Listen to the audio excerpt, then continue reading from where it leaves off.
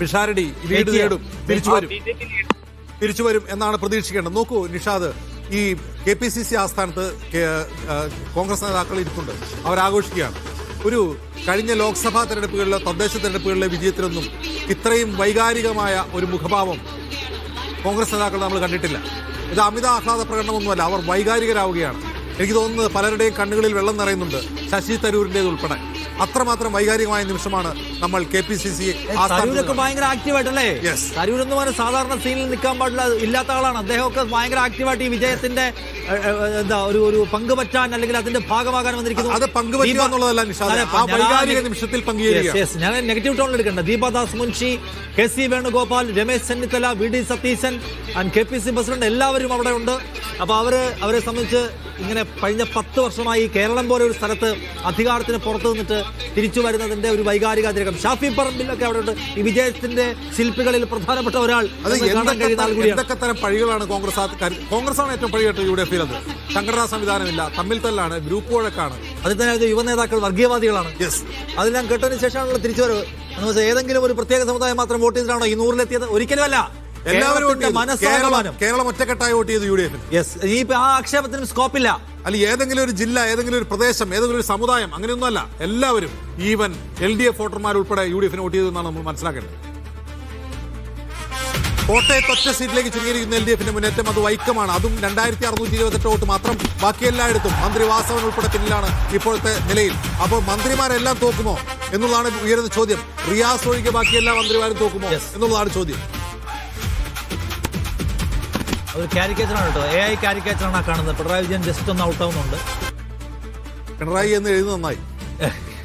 Caricature അല്ലേ? ശരി നോക്കാം. പിണറായി വിജയന്റെ അവസ്ഥ ഇനിയും നമുക്ക് വീണ്ടും ധർമ്മടത്തേക്ക് പോകണ്ട. അടുത്ത റൗണ്ട് പുറത്ത് ഇനിയും സത്യം പറഞ്ഞാലേ എല്ലായിടത്തും ഒന്നും ഒരുപാട് റൗണ്ട് പൂർത്തിയായിട്ടില്ല, ഇനിയും കിടക്കാനുണ്ട്. പക്ഷേ ഒരു ട്രെൻഡ് സെറ്റായി കഴിഞ്ഞു. പക്ഷേ NDAയുടെ കാര്യത്തിൽ മാത്രമാണ് ട്രെൻഡ് ഫീൽ ചെയ്യുന്നത്. കാരണം രണ്ടിടത്ത് അവർ ലീഡ് ചെയ്യുന്നുണ്ട്. ആ ലീഡ് പുറകിലേക്ക് പോകും മുമ്പിലേക്ക് പോകും എന്നുള്ളത് അറിയേണ്ടതുണ്ട്. നേമത്ത് എന്താണ് അവസ്ഥ എന്ന് അറിയണം. പാലക്കാട് മാത്രമേ ഇപ്പോൾ ഫോളോ ചെയ്യുന്നുള്ളൂ. സേഫ് സൈഡിൽ ആദ്യം വേണം.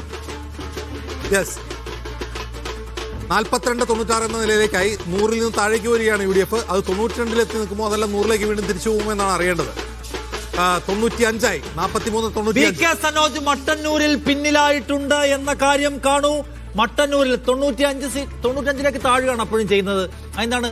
അപ്പൊ എവിടെയൊക്കെയാണ് വീണ്ടും തിരിച്ചു വന്നിരിക്കുന്നത്? 102-ൽ നിന്ന് ഏതൊക്കെ 7 സീറ്റുകളിൽ മൊത്തത്തിൽ UDF വിജിൻ വായന്തോടുണ്ട്. വിജിൻ, എന്താണ് നേമത്തെ സ്ഥിതി? എത്ര റൗണ്ട് എണ്ണാനുണ്ട്? ഈ ലീഡ് തുടരുകയാണോ NDA?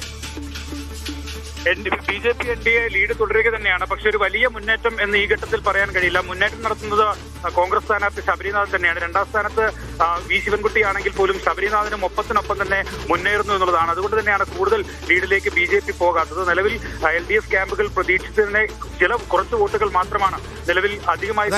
കഴിഞ്ഞ തെരഞ്ഞെടുപ്പിൽ മുരളീധരൻ പിടിച്ചതിനേക്കാൾ വോട്ട് കൂടി ശബരിനാഥൻ പിടിക്കുമോ? അതിന് 35,000 വോട്ടാണ് കഴിഞ്ഞ തവണ മുരളീധരൻ പിടിച്ചത്. പക്ഷേ 25,000-ന് മുകളിൽ എന്തായാലും ഇത്തവണ ശബരിനാഥൻ പിടിക്കും എന്നുള്ളതാണ് നിലവിലെ കണക്കനുസരിച്ച് വ്യക്തമാകുന്നത്. 8ാം റൗണ്ട് കഴിഞ്ഞാൽ 9-നോട് അടുക്കുമ്പോഴാണ് മുസ്ലിം ന്യൂനപക്ഷ മേഖലകളിലേക്ക് ഇനി വോട്ടെണ്ണൽ എത്തേണ്ടത്. ആ ഘട്ടത്തിൽ UDF-ഉം LDF-ഉം പിടിക്കുന്ന വോട്ടുകൾ നിർണായകമാകും. ആ മേഖലകളിൽ നിന്ന് 17-ലേക്ക് എത്തുമ്പോൾ 2000-നും 3000-നും ഇടയിൽ ജയിക്കാമെന്നുള്ളതാണ് LDF കണക്കുകൂട്ടൽ. അതിനനുസരിച്ചുള്ള അവരുടെ കണക്കുകൾക്കനുസരിച്ചുള്ള വോട്ടിംഗ് നമ്പർ തന്നെയാണ് നിലവിൽ ഇപ്പോൾ രാജീവ് ചന്ദ്രശേഖർ നേടിക്കൊണ്ടിരിക്കുന്നത്. അതിൽ ചെറിയ വ്യത്യാസം മാത്രമാണ്, 500-നും 600-നും ഒക്കെ ഇടയിലുള്ള വ്യത്യാസം മാത്രമാണ് ആദ്യ റൗണ്ട് മുതൽ LDF പ്രതീക്ഷിച്ചതിൽ നിന്ന് കൂടുതലായി BJPക്ക് നിലവിൽ ലഭിച്ചിട്ടുള്ളത്. പൂർണ്ണമായും ഏകപക്ഷീയമായ ഒരു വിജയത്തിലേക്ക് NDA സ്ഥാനാർത്ഥി രാജീവ് ചന്ദ്രശേഖർ പോകുമെന്ന് ഈ ഘട്ടത്തിലും പറയാൻ കഴിയില്ല. ശരി, എന്തായാലും നേമത്തെ കാര്യങ്ങൾ അറിയാൻ ഇനിയും റൗണ്ടുകൾ എണ്ണേണ്ടതുണ്ട്. എങ്ങോട്ടാണ് വിജയം, ആർക്കാണ്, UDF എത്ര വോട്ട് പിടിക്കും എന്നുള്ളത് അവിടുത്തെ ജയപരാജയങ്ങളിൽ വളരെ നിർണായകമായി മാറുകയാണ്. UDF സ്ഥാനാർത്ഥി കൂടുതൽ വോട്ട് പിടിക്കുന്നു എന്നുള്ളത് ഒരേ സമയം തന്നെ BJPയെയും LDF-നെയും ആശങ്കയിലാക്കുന്നുണ്ട്. 96-42 എന്ന നിലയിലേക്ക് ഇപ്പോൾ ലീഡ് നില താഴ്ന്നിരിക്കുകയാണ്. 96-ആയി താഴ്ന്നിരിക്കുകയാണ്. അത് ഇനിയും ഉയരുമോ, 100 കടക്കുമോ എന്നുള്ളതാണ് കാണേണ്ടത്. അതല്ല 90-കളിൽ എവിടെയോ അതൊന്ന് സെറ്റാവുമോ എന്നുള്ളത് ഇനി വരുന്ന നിമിഷങ്ങളിൽ നിർണായകമാണ്. ഇതിനിടെ പല ജില്ലകളും തങ്ങളുടെ രാഷ്ട്രീയ മാൻഡേറ്റ് ഉറക്കെ പ്രഖ്യാപിക്കുന്ന തരത്തിലുള്ള ലീഡ് നിലയാണ് ഇപ്പോൾ പ്രദർശിപ്പിക്കുന്നത്. പ്രത്യേകിച്ചും എറണാകുളം, മലപ്പുറം, പത്തനംതിട്ട, ഇടുക്കി, കോട്ടയം എന്നീ ജില്ലകൾ. കോട്ടയത്ത് എല്ലാ സീറ്റുകളിലും ഈ നിമിഷം വൈക്കമൊഴികെ എല്ലാ സീറ്റുകളിലും UDF ലീഡ് ചെയ്യുകയാണ്.